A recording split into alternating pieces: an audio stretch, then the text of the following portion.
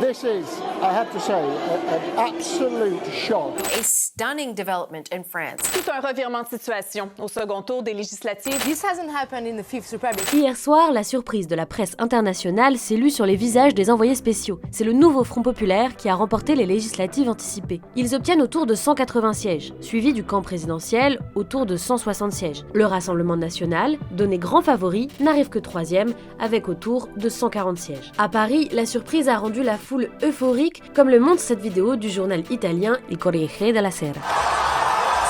Cette explosion de joie a fait la une d'une grande partie de la presse internationale. Et quand ce n'est pas la joie de la gauche, c'est la déception du Rassemblement national qui fait la une. Arrivé en tête au premier tour, le parti est aujourd'hui relégué à la 3e position. When the exit poll was released, there was a bit of stunned silence here at the National Rally headquarters. A little smattering of applause among some who had hoped to reassure others and colleagues here, but they have not achieved what they wanted to get. It seems this has been a huge slap in the face for Marine Le Pen's party. Mais du coup, le RN a perdu? Eh bien, tout est relatif. Si ce n'est pas le raz-de-marée annoncé, ça reste le plus gros score jamais enregistré par le RN. La satisfaction d'avoir esquivé la balle ne doit pas brouiller les chiffres, Avertit El País. Dans un bon nombre des circonscriptions, l'extrême droite n'était qu'à quelques voix d'obtenir un député. Marine Le Pen a d'ailleurs déclaré qu'elle voit Dans le résultat d'aujourd'hui, germer la victoire de demain. This may be a crisis postponed rather than avoided altogether. Si les forces démocratiques françaises ont sauvé l'essentiel, ce front républicain ne sera qu'un pansement provisoire. assure le quotidien belge Le Soir.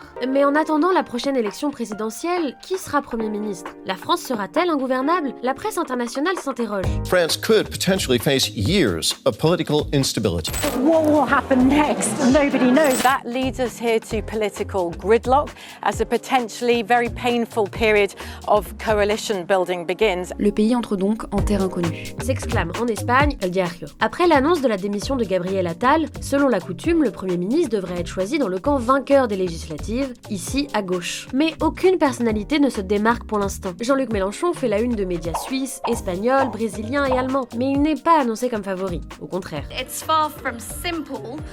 A lot of these parties, they don't particularly want to work with Jean-Luc Mélenchon.